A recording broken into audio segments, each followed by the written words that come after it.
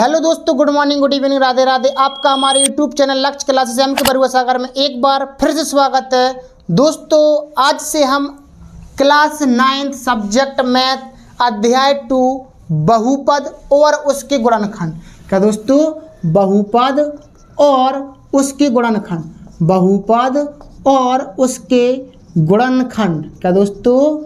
और उसके गुणनखंड वाला चैप्टर हम पढ़ेंगे। क्या पढ़ेंगे दोस्तों? बहुपद और उसके गुणनखंड वाला चैप्टर हम आपको पढ़ाने के लिए आ रहे हैं। यानी अध्याय 2 है, एक्सरसाइज 2A, यानी अध्याय 2 की पहली एक्सरसाइज है आपकी एक्सरसाइज 2A। ठीक है ना दोस्तों? हम चलते हैं आगे। तो हम आपको यदि बता दें कि बहुपद होता क्या है। क्या दोस्तों? बहुपद। क्या दोस्तों? बहुपद। तो दोस्तों, बहुपद के लिए आपको क्या करना है? बहुपद क्या कहलाता है? जिसकी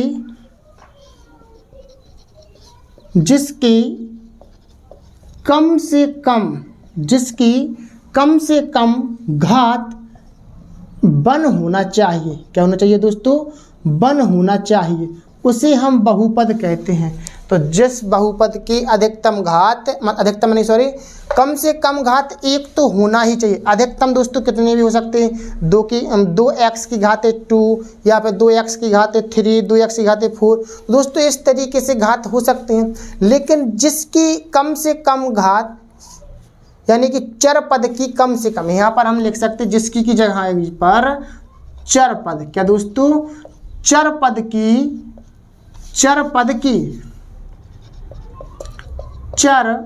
पद की कम से कम घात वन होना चाहिए। कितने होना चाहिए दोस्तों? वन होना चाहिए, तब वो बहुपद कहलाएगा। 1 + 1 होना चाहिए। कम से कम बता रहे हैं दोस्तों, कम से कम +1 घात होना चाहिए। ऋणात्मक नहीं होना चाहिए। क्या नहीं होना चाहिए दोस्तों? ऋणात्मक नहीं होना चाहिए। ऋणात्मक नहीं होना चाहिए। ठीक है ना दोस्तों? तो ऋणात्मक नहीं होना चाहिए। आपकी घात प्लस में ही होना चाहिए और 1 से ज़्यादा ही हो, कम नहीं होना चाहिए। कम से कम बताया है हमने कि 1 तो होना ही चाहिए घात, तब वो बहुपद कहलाता है। दोस्तों, आपके बहुपद कितने प्रकार के होते हैं? बहुपदों के प्रकार। क्या दोस्तों? बहुपदों के प्रकार। दोस्तों, बहुपदों के प्रकार, पहला प्रकार है एक पद बहुपद। एक पद, या पर हम उसको लिखेंगे एक पदी बहुपद। क्या दोस्तों? एक पदी बहुपद। दोस्तों, एक पदी बहुपद क्या कहलाता है? जिस बहुपद का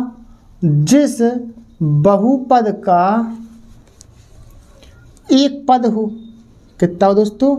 एक पद हो, उसे एक पदी बहुपद कहते हैं। क्या कहते हैं दोस्तों? एक पदी बहुपद कहते हैं। क्या कहते हैं दोस्तों? एक पदी बहुपद। और दोस्तों, इसी तरीके से द्विपदी बहुपद। तो दोस्तों, द्विपदी बहुपद किसे कहते हैं? जिस बहुपद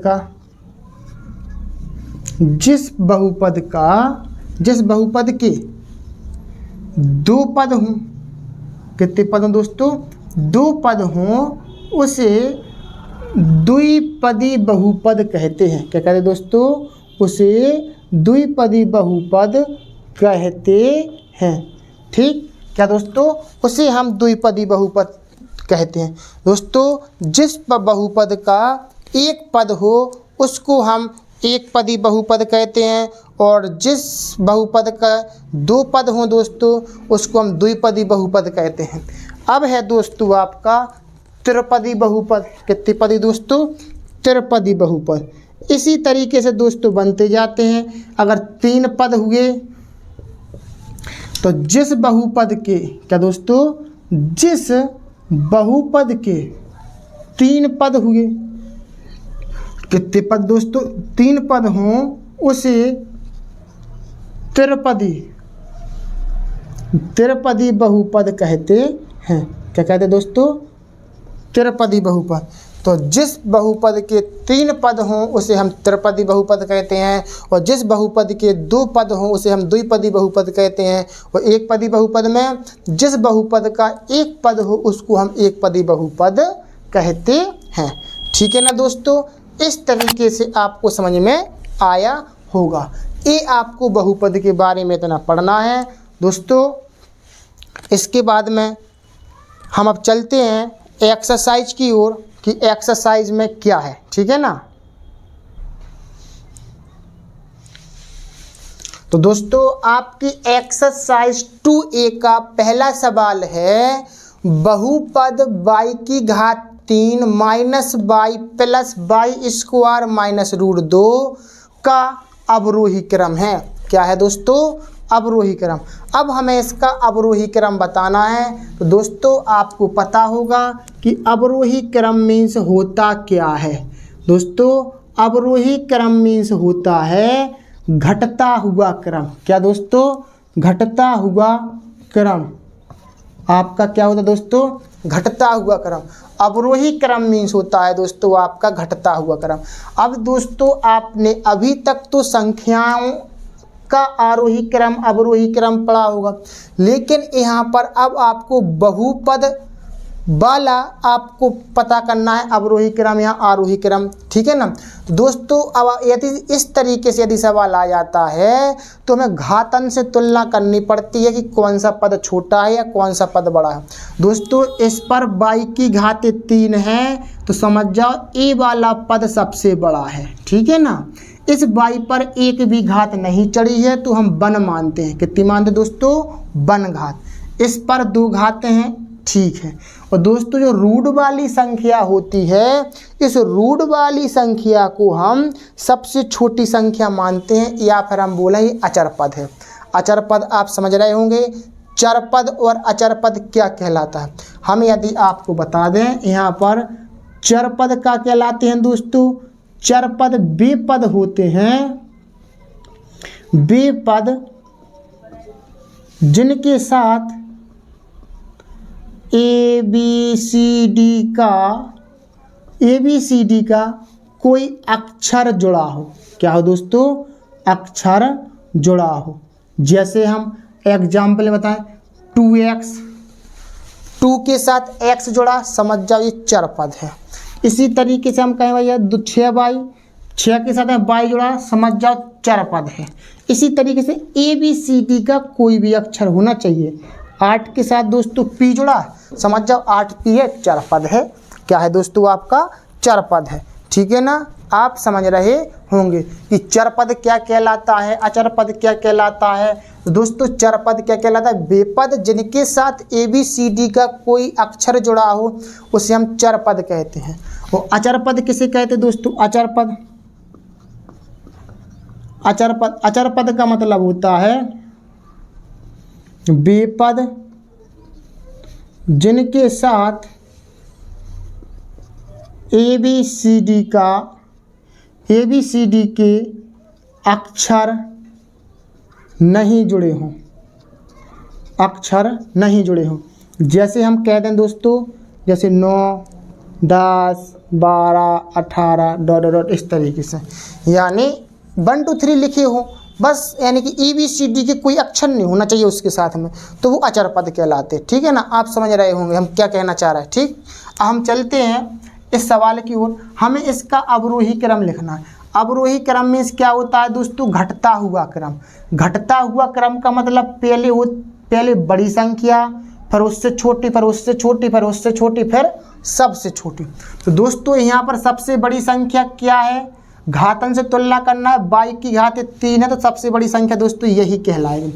फिर इससे छोटी संख्या कौन सी है दोस्तों? y की घात 2। अब y की घात 2 लिखी। फिर इससे छोटी क्या दोस्तों? माइनस के y, तो माइनस के y। फिर सबसे छोटी कौन सी दोस्तों? माइनस के √2। क्या है दोस्तों? माइनस के √2। इस तरीके से आपका आंसर आ जाता है।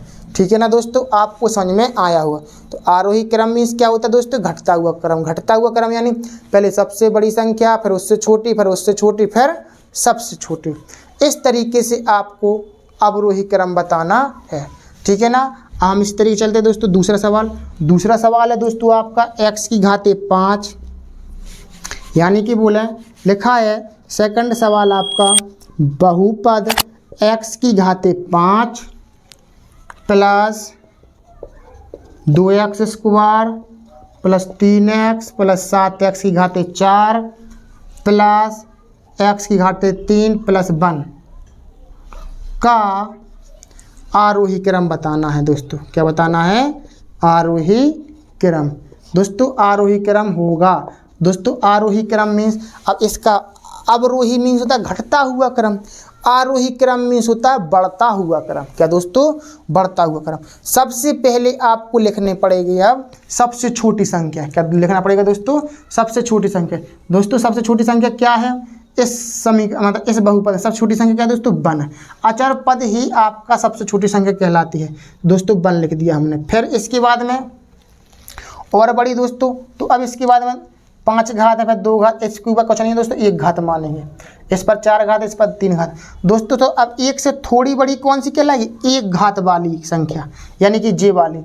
अब दोस्तों यहाँ पर बहुत सारे बच्चे कन्फ्यूज होते हैं कि सर जी यहाँ पर 7 लेंगे, ये 7x की घाते 4, ये 3x। दोस्तों 3 और 7 से मतलब नहीं है हमें, क्योंकि जिस घातन से मतलब है, घातन से पता होता है कि कौन सी संख्या छोटी है या कौन सी संख्या बड़ी है।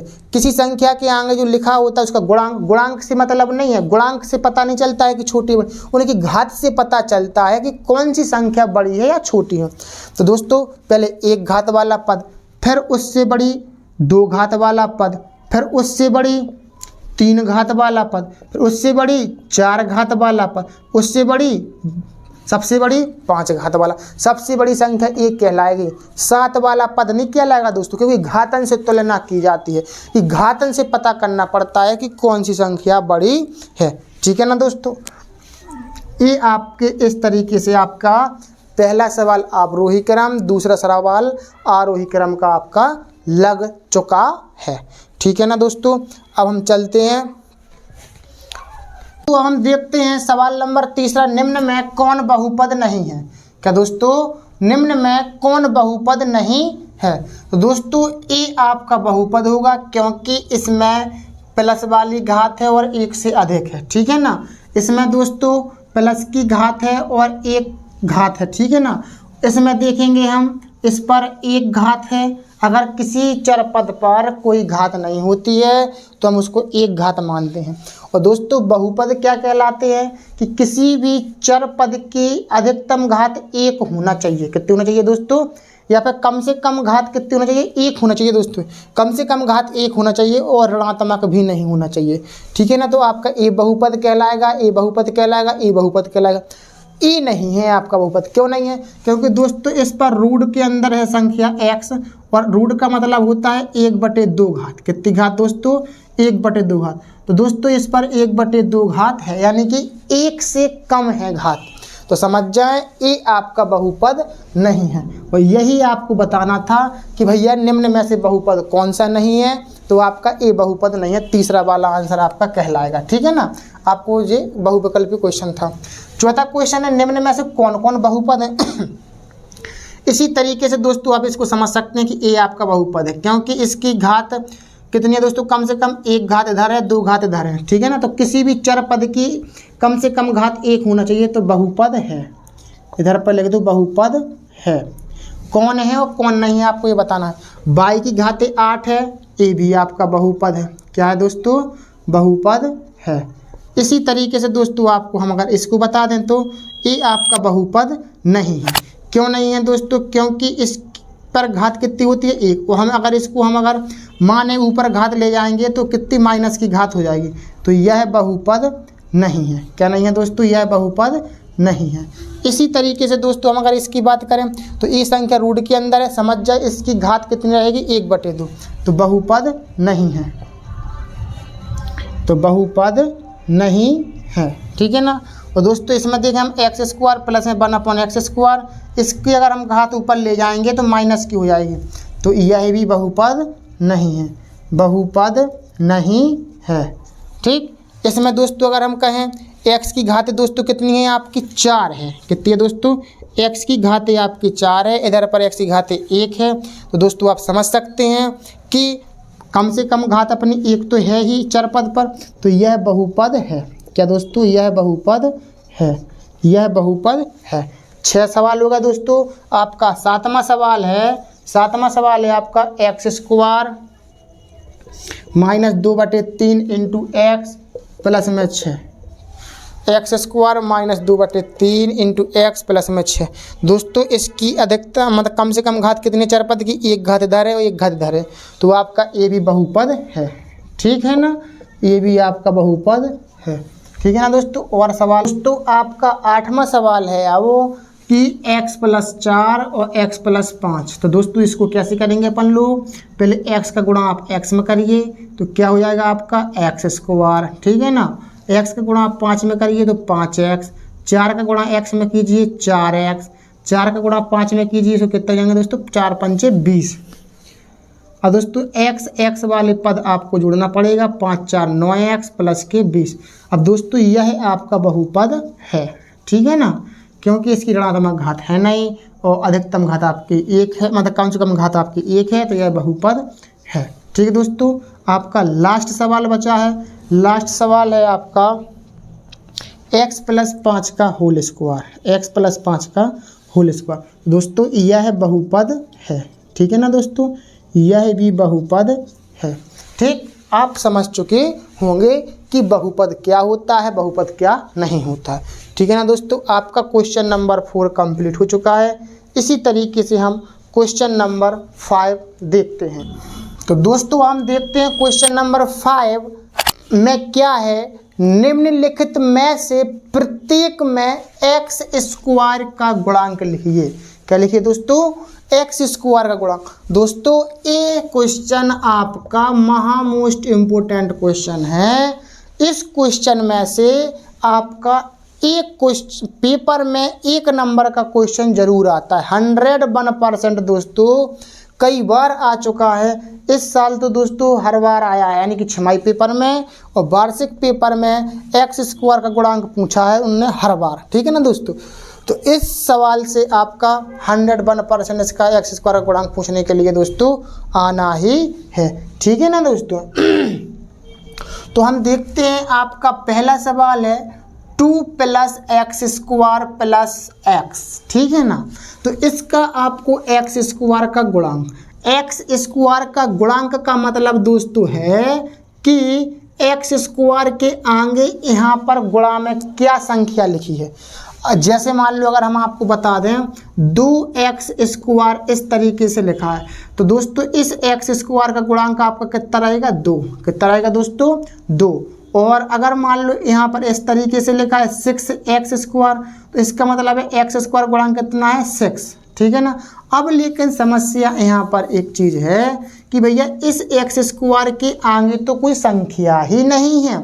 जब कोई संख्या नहीं है तो आपको 1 मानना है। यहाँ पर क्या मानना है दोस्तों, 1 मानना है।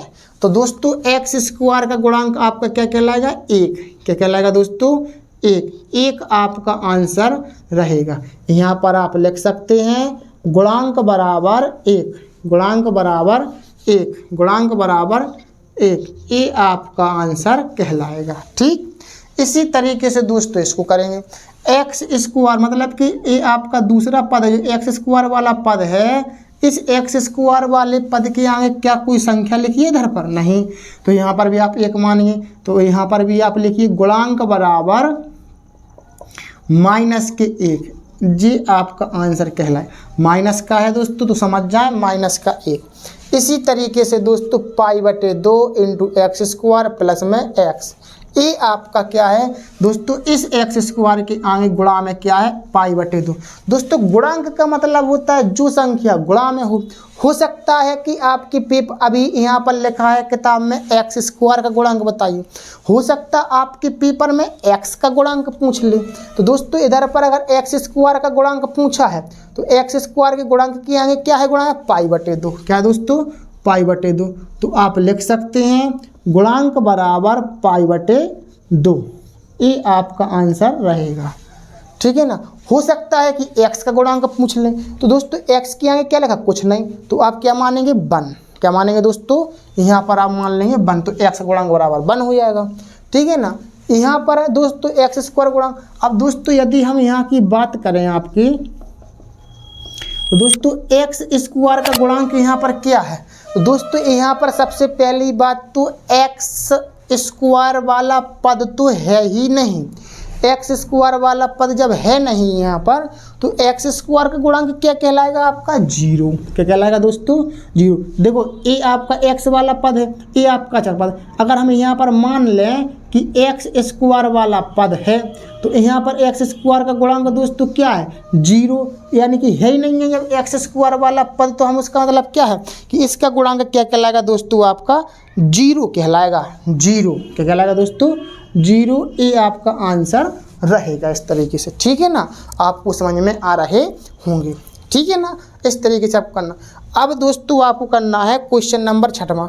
निम्नलिखित व्यंजकों में एक पदी, द्विपदी और त्रिपदी मालूम करें। एक पदी मतलब होता है दोस्तों, हमने आपको बताया था बहुपद में जिसका एक पद हो। द्विपदी मतलब होता है जिस बहुपद के 2 पद हो। त्रिपदी मतलब जिस बहुपद के 3 पद हों। देखते हैं हम, जैसे दोस्तों यहाँ पर लिखा है 10x, ये तो एक ही पद है, कितना है दोस्तों, एक पद है। और अगर हम तो यहाँ पर लिख दें एक पदी बहुपद, एक पदी बहुपद। अब दोस्तों इसमें क्या कहें हम, एक पद ए है एक्स स्क्वायर वाला और एक पद है दोस्तों ए 3x वाला, तो यहाँ पर कितना दोस्तों, द्विपदी बहुपद। क्या है दोस्तों, द्विपदी बहुपद। ए आपका क्या है, द्विपदी बहुपद। इसी तरीके से दोस्तों हम इसको करें। दोस्तों ए जब भी बहुपद के लिए इस तरीके से निकालने के लिए आए, तो अगर फॉर्मूला अगर खुल रहा है तो आप उस फॉर्मूले को खोल दें, फिर देखें कितने पद हैं, ठीक है ना। इसको माने आप ए, इसको माने बी, ए प्लस बी का होल स्क्वायर बराबर क्या होता है दोस्तों, ए स्क्वायर प्लस 2ab प्लस के बी स्क्वायर। ये तो आपको आता ही होगा, ठीक है ना, ए प्लस बी का होल स्क्वायर। तो क्या है दोस्तों, एक्स स्क्वायर प्लस इसका गुणा कर दीजिए 2 एकम 2x, 1 का वर्ग 1। अब दोस्तों कितने पद हैं इसमें, 1 2 3, यानी कि एक पद ए है, एक पद ए है, एक पद ए है। दोस्तों कितना है, त्रिपदी बहुपद, त्रिपदी, ये आपका त्रिपदी बहुपद है, ठीक है ना। ये आपका आंसर। दोस्तों इसी तरीके से आप इसको खोल दीजिए, तो क्या होगा आपका एक्स स्क्वायर प्लस 2a और b प्लस के बी स्क्वायर, ए स्क्वायर प्लस 2ab प्लस के बी स्क्वायर, तो कितना एक्स स्क्वायर, इसका गुणा करो 9 दूनी 18, x 9 9 81। तो दोस्तों एक पद, 2 पद, 3 पद, 3 पद हैं तो त्रिपदी बहुपद कहलाएगा। क्या कहलाएगा दोस्तों, त्रिपदी बहुपद। क्या कहलाएगा, त्रिपदी बहुपद। क्या कहलाएगा दोस्तों, त्रिपदी बहुपद। ये आपका आंसर। आपको तो ये पता करना है एक पदी है कि द्विपदी है कि त्रिपदी, भाई उसी के नीचे लिखते जाओ। अब इसमें कहें एक पद जी है, दूसरा पद जी है, तीसरा पद जी है, दोस्तों त्रिपदी बहुपद। कौन सा, त्रिपदी बहुपद। और दोस्तों इसमें क्या है, माइनस के 25x, ये आपका एक पदी है, तो एक पदी बहुपद। इस तरीके से आपका 5वां और 6वां क्वेश्चन कंप्लीट होता है, ठीक।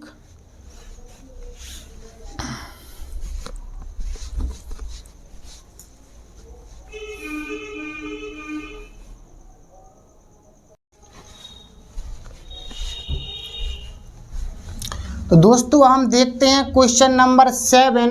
निम्नलिखित बहुपदों को आरोही क्रम में लिखिए। क्या लिखिए दोस्तों, निम्नलिखित बहुपदों को आरोही क्रम में लिखिए। दोस्तों आरोही क्रम का मतलब क्या होता है, आरोही क्रम का मतलब दोस्तों होता है बढ़ता हुआ क्रम। अभी मैंने आपको बताया था पहले क्वेश्चन या दूसरे क्वेश्चन में था आरोही क्रम अवरोही क्रम। तो दोस्तों आरोही क्रम में क्या होता है दोस्तों, बढ़ता हुआ क्रम। क्या होता है दोस्तों, बढ़ता हुआ क्रम। क्या होता है दोस्तों, बढ़ता हुआ क्रम। तो आरोही क्रम मीन्स होता है बढ़ता हुआ क्रम। क्या होता है दोस्तों, बढ़ता हुआ क्रम। आपको बहुत अच्छी तरीके से समझ में। अब दोस्तों बढ़ता हुआ क्रम का मतलब क्या होता है, यानी कि पहले सबसे छोटी संख्या, फिर उससे बड़ी, फिर उससे बड़ी, फिर उससे बड़ी, फिर उससे बड़ी, फिर सबसे बड़ी। इस तरीके से दोस्तों आपको आरोही क्रम लिखना। अब दोस्तों हमने आपको बताया था कि आपको घातों से तुलना करनी है कि कौन सी संख्या बड़ी है कि छोटी है। उसके आगे जो गुणांक होता है उस गुणांक से मतलब नहीं है। गुणांक ऐसा नहीं है कि भैया कि यहाँ पर 5x² लिखा तो जे बड़ी है संख्या, ठीक है ना, जे बड़ी नहीं कहलाएगी, आपका कहलाएगी घातांक से बड़ी। दोस्तों पहले सबसे छोटी संख्या, तो सबसे छोटी संख्या क्या कहलाती दोस्तों, अचर पद। अचर पद क्या है आपका 7। क्या है दोस्तों आपका 7। तो आप पहले 7 लिखिए। फिर उसके बाद थोड़ी बड़ी संख्या क्या कहलाएगी, 1 घात वाली, तो 1 घात वाली। फिर उसके बाद थोड़ी और बड़ी क्या दोस्तों, x² वाली पद, तो -x²। फिर दोस्तों क्या करना है आपको, x² वाला पद। इसके बाद दोस्तों आपको करना है बढ़ता हुआ क्रम करना है ना, तो पहले सबसे छोटी, फिर उससे बड़ी, फिर उससे बड़ी, और फिर 2 घात के बाद कौन सी संख्या कहलाएगी, 5 घात वाली संख्या। कौन सी दोस्तों, 5। तो 2x⁵, ठीक है ना। फिर उससे बड़ी क्या कहलाएगी दोस्तों, 6 घात वाली संख्या। 6 घात, घातन से तुलना करनी है आपको।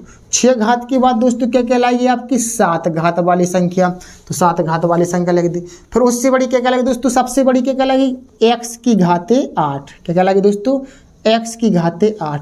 ये आपका आंसर कहलाएगा, ठीक है ना दोस्तों। इस तरीके से आपको करना है, ये आपका आरोही क्रम कहलाएगा। ठीक, आपको समझ में आया होगा। पहले सबसे छोटी संख्या, फिर उससे बड़ी, उससे बड़ी, उससे बड़ी, उससे बड़ी, फिर उससे बड़ी, फिर सबसे बड़ी। ठीक, इसके लिए दोस्तों क्या करेंगे आप,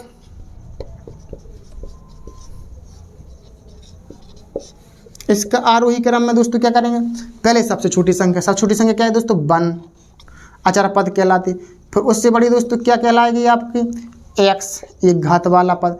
फिर दोस्तों 2 घात वाला पद। फिर दोस्तों 3 घात वाला पद। फिर दोस्तों आपका 5 घात वाला पद। कौन सा दोस्तों, 5 घात वाला पद। पहले अचर पद, फिर 1 घात वाला, फिर 2 घात वाला, फिर 3 घात वाला, फिर सबसे बड़ी घात वाला पद आपका आरोही क्रम कहलाता है, ठीक है ना। ये आपका आंसर कहलाएगा इस तरीके से।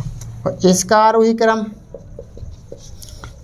क्रम इसका क्या कहलाएगा दोस्तों, पहले सबसे छोटी संख्या आपकी क्या कहलाएगी, अचर पद। क्या कहलाएगी दोस्तों, आपकी कहलाएगी अचर पद। तो इसमें अचर पद क्या है आपको पता चल रहा होगा, 7 है। क्या है दोस्तों, 7। फिर उससे बड़ी कौन कहलाएगी दोस्तों, x, 1 घात वाला।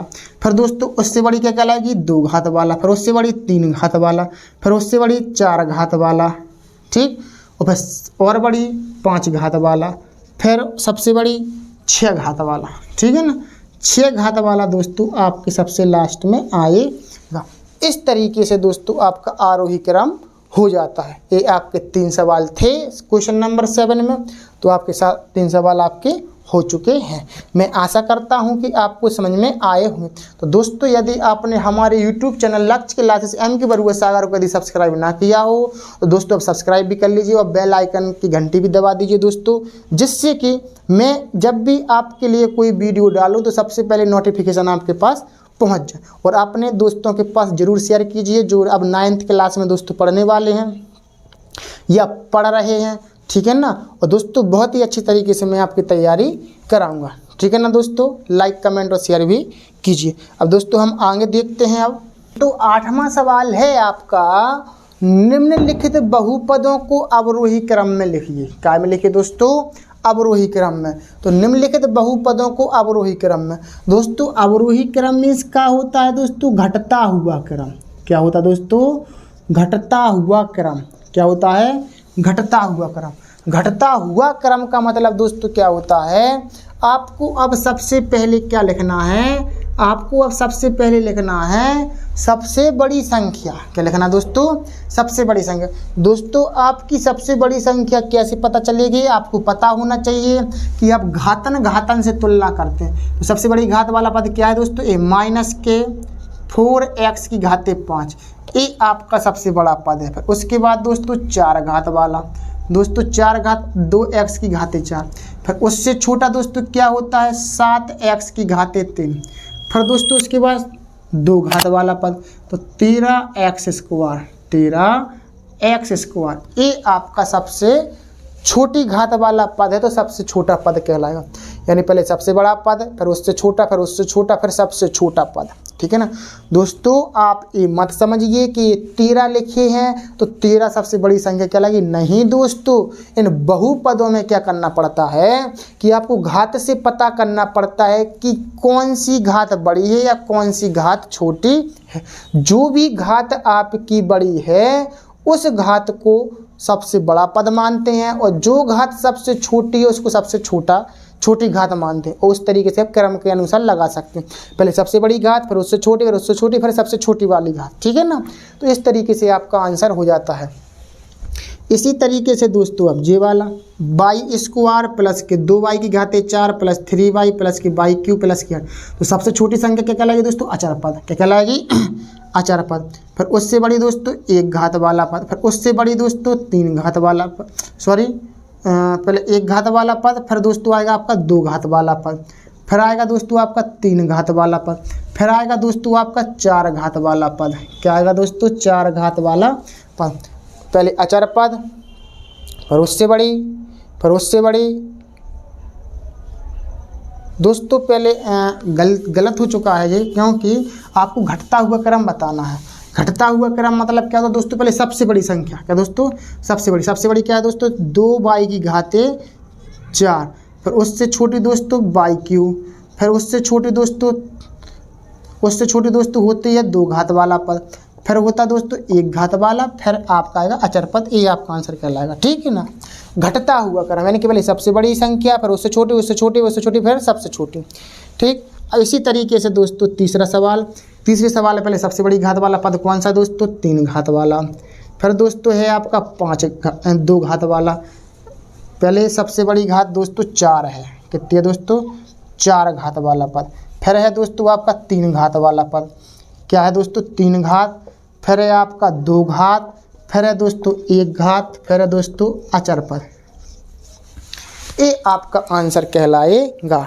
पहले सबसे बड़ी घात, फिर उससे छोटी, फिर दोस्तों उससे छोटी, फिर उससे छोटी, फिर सबसे छोटा वाला पद।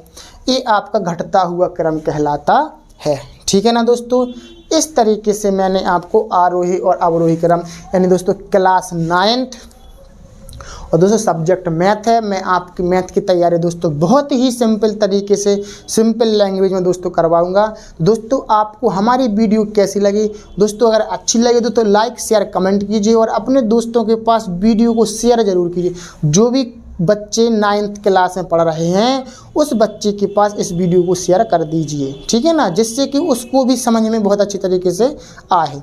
तो दोस्तों इसी तरीके की वीडियो पाने के लिए हमारे साथ बने रहिए लक्ष्य क्लासेस एम के बरुआ सागर के साथ। और यदि आपने हमारा यूट्यूब चैनल लक्ष्य क्लासेस एम के बरुआ सागर सब्सक्राइब ना किया हो दोस्तों, सब्सक्राइब भी कीजिए।